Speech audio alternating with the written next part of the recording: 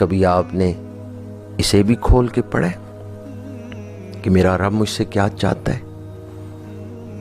اگر آپ نے آج تک نہیں پڑھا تو میں کہوں گا، عرض کروں گا، نزول قرآن کا مہینہ چل رہا ہے، ماہ رمضان المبارک، اس کا حق ہے، اس مہینے کا ہمارے اوپر حق ہے کہ ہم قرآن کھول کے پڑھیں۔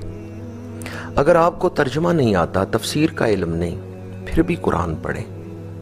صرف قرآن کی تلاوت سے ہی برکتیں اور اجر ملتا ہے، اور اگر آپ کو پڑھنا بھی نہیں آتا پھر بھی آپ قرآن کھولیں۔ قرآن کی زیارت سے بھی ایمان تازہ ہوتا ہے۔ جس طرح کہ آپ کوئی سبزہ دیکھیں، باغ دیکھیں، دل خوش ہوتا ہے، آنکھیں ٹھنڈی ہوتی ہیں۔ رات کے وقت آسمان پر چمکتے ہوئے ستارے دیکھیں، دل خوش ہوتا ہے۔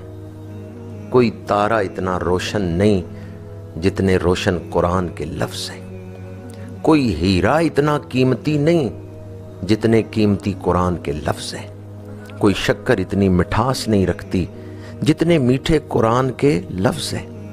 قرآن نور ہے، قرآن شعور ہے، قرآن ہدایت ہے، قرآن عنایت ہے، قرآن رحمت ہے، قرآن حکمت ہے۔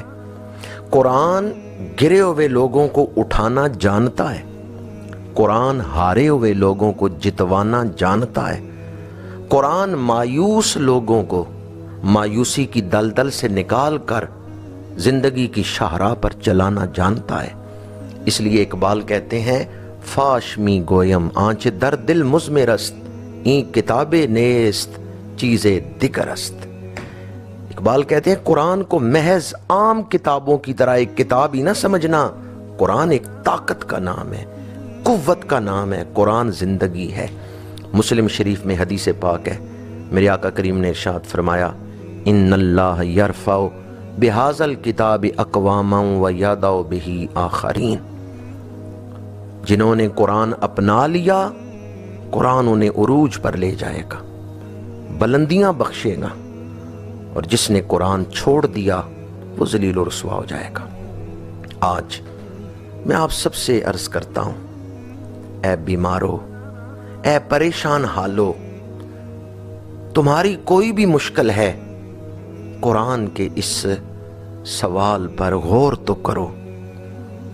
آپ معاشی مشکلات میں مبتلا ہیں، آپ گھریلو مسائل میں مبتلا ہیں، آپ بیماریوں میں گھرے ہوئے ہیں، کسی قسم کی مشکل ہے، سورہ تکویر کے اس سوال پر تو غور کریں، فَأَيْنَ تَذْهَبُونَ۔ قرآن کہتا ہے مجھے چھوڑ کے کدھر جا رہے ہو؟ مجھے چھوڑ کے تم ذلت و رسوائی کی طرف جا رہے ہو۔ فَأَيْنَ تَذْهَبُونَ۔ قرآن کہتا ہے مجھے چھوڑ کے تم گمراہی کی طرف جا رہے ہو، مجھے چھوڑ کے بدبختی کی طرف جا رہے ہو، مجھے چھوڑ کے تم ذلت و رسوائی کی طرف جا رہے ہو، اور آخرت میں جہنم میں چلے جاؤ گے۔ پلٹ آؤ، لوٹ آؤ۔ فَأَيْنَ تَذْهَبُونَ۔ قرآن پکار رہے، آ جاؤ، واپس پلٹ آؤ، لوٹ آؤ میری طرف۔ اگر ہم لوٹ آئیں تو کیا ملے گا؟ سورہ صاد آیت نمبر 29، کتاب انزلناہ الیک مبارک۔ قرآن بگڑے ہوئے کام سنوار دے گا، قرآن بیماریوں کو شفا میں بدل دے گا۔ کوئی الجھن ایسی نہیں قرآن جسے سلجھا نہ سکتا ہو۔ قرآن کہتا ہے لوٹ آؤ، پلٹ آؤ، عزتیں قرآن کے دامن میں ہیں، شفائیں قرآن کے دامن میں ہیں، برکتیں قرآن کے دامن میں ہیں۔ اب میں اس آیت کی روشنی میں دنیا بھر کے اہل عقل و خرد سے پوچھتا ہوں، اے بصارت و بصیرت والو، اے گوش و ہوش والو، اے شعور والو، تم سب سر جوڑ کے بیٹھ جاؤ اور ایک فیصلہ تو کرو۔ دنیا کی عزت اور وقار اچھا ہے یا ذلت و رسوائی؟ آخرت میں جنت اچھی ہے یا جہنم؟ یقیناً اہل بصیرت یہی جواب دیں گے کہ دنیا میں عزت و وقار اور آخرت میں جنت، یہ بہت اچھی چیز ہے۔ تو اگر آپ کا یہی فیصلہ ہے تو آ جائیں قرآن کی طرف. قرآن کے دامن میں یہ دونوں چیزیں موجود ہیں. طبرانی شریف میں حدیث پاک ہے، میرے آقا کریم صلی اللہ علیہ وآلہ وسلم نے ارشاد فرمایا، قرآن کا ایک سرا، قرآن وہ رسہ ہے جس کا ایک سرا اللہ کے ہاتھ میں، دوسرا سرا اہل ایمان کے ہاتھ میں ہے.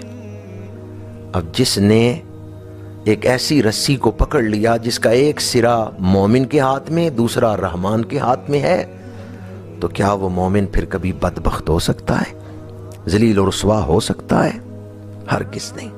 ماہ رمضان ہمیں پکار رہا ہے، لوٹ آؤ قرآن کی طرف، آ جاؤ عزتوں اور سچی خوشیوں کی طرف. ماہ رمضان المبارک میں نیکیوں کا اجر بڑھ جاتا ہے. ایک نیکی کا ثواب 70 نیکیوں کے برابر ملتا ہے. اسی طرح تلاوت قرآن پاک کا جو ثواب ہے وہ بھی 70 گنا بڑھ گیا. اس لیے آپ اس موقع کو ضائع نہ کریں. ماہ رمضان المبارک میں قرآن پاک کی تلاوت سے اپنے ایمانوں کو جلا بخشیں. حضور حیدر کرار شیر خدا کرم اللہ وجہہ الکریم، آپ سے کسی نے پوچھا کہ کوئی شخص دنیا میں بیٹھ کے جنتی میوے کھا سکتا ہے؟ آپ نے فرمایا کھا سکتا ہے. اس نے پوچھا کس طرح؟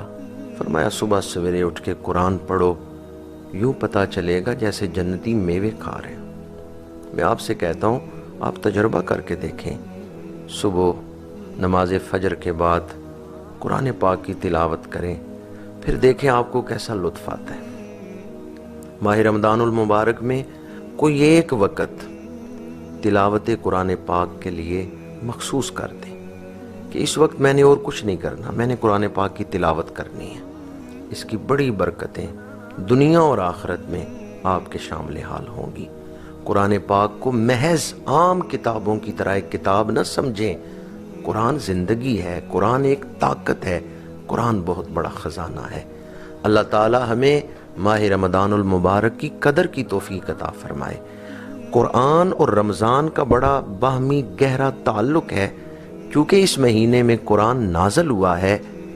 روزہ رکھ کے بندہ جب قرآن کی تلاوت کرتا ہے تو پھر قرآن کا نور دو چند ہو جاتا ہے، نور علی نور. صحابہ کرام رضوان اللہ تعالی علیہ مجمعین کا قرآن پاک کے ساتھ جو تعلق تھا، اگر آج ہم اس کو سامنے رکھیں تو ہماری زندگیوں کا نہج ہی بدل جائے.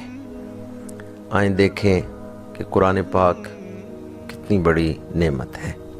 ابو داؤد شریف میں حدیث پاک ہے، حضرت ابو سعید رضی اللہ تعالیٰ عنہ روایت کرتے ہیں کہ میں صفہ پہ چند مہاجرین کی معیت میں بیٹھا ہوا تھا.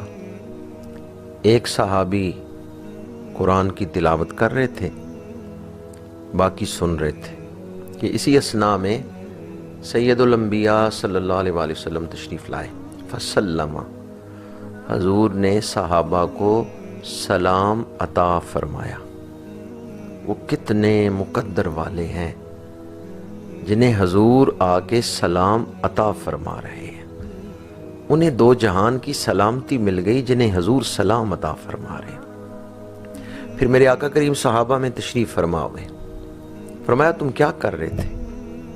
عرض کیا یا رسول اللہ صلی اللہ علیہ وسلم، یہ ایک صحابی قرآن پڑھ رہے تھے، ہم سن رہے تھے. میرے آقا کریم صلی اللہ علیہ وآلہ وسلم نے فرمایا اللہ کا شکر ہے جس نے میری امت میں ایسے لوگ پیدا کیے ہیں. اللہ نے مجھے حکم دیا ہے کہ میں تمہاری معیت میں آ کے بیٹھوں. جو شوق سے قرآن سنتے ہیں ان کے پاس حضور تشریف لاتے ہیں. وہ معیت رسول سے شرف یاب ہوتے ہیں. گر ان کا ساتھ ہو جائے یقیناً نجات ہو جائے. گر ان کا ساتھ ہو جائے یقیناً نجات ہو جائے. تو جو قرآن پاک سے محبت کرتے ہیں حضور ان سے محبت فرماتے ہیں. حضرت عبداللہ بن مسعود رضی اللہ تعالیٰ عنہ حدیث پاک کو روایت کرتے ہیں کہ میرے آقا کریم صلی اللہ علیہ وآلہ وسلم نے ارشاد فرمایا قرآن پڑھا کرو. اللہ اس دل پر عذاب نہیں آخرت میں نازل کرے گا جس میں قرآن ہوگا، چاہے کچھ حصہ ہی قرآن کا ہو، پر آپ کے سینے میں قرآن ہونا چاہیے۔ میرے آقا کریم نے فرمایا اللہ اس پر عذاب نہیں نازل کرے گا جس دل میں قرآن ہے۔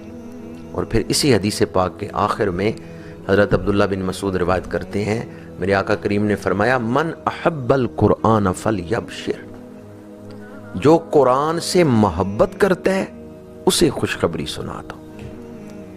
یعنی محض قرآن کی محبت یہ بھی انسان کو خوش نصیب بنا دیتی ہے۔ قرآن کتنی شان والی کتاب ہے، محض اس کتاب کی محبت سے ہی رحمتوں کے دروازے کھل جاتے ہیں۔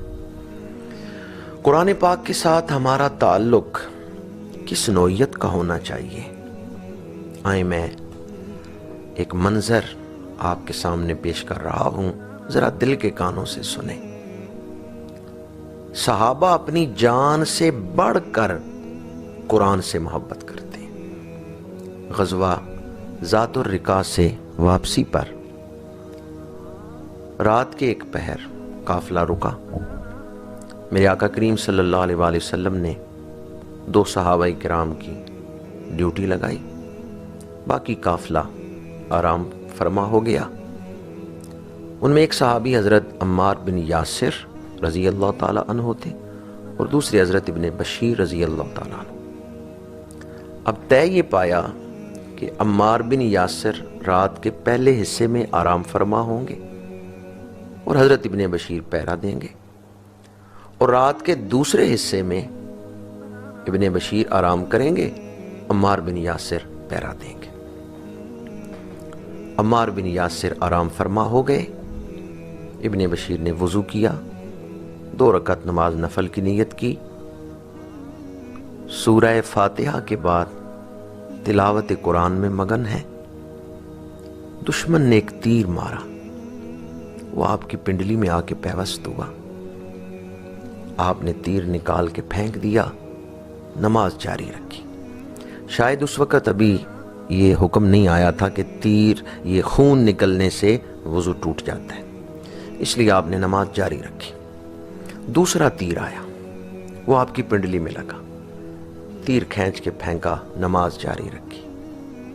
تیسرا تیر آیا، وہ آ کے پنڈلی میں پیوست ہوا، اب خون تیزی سے بہنے لگا۔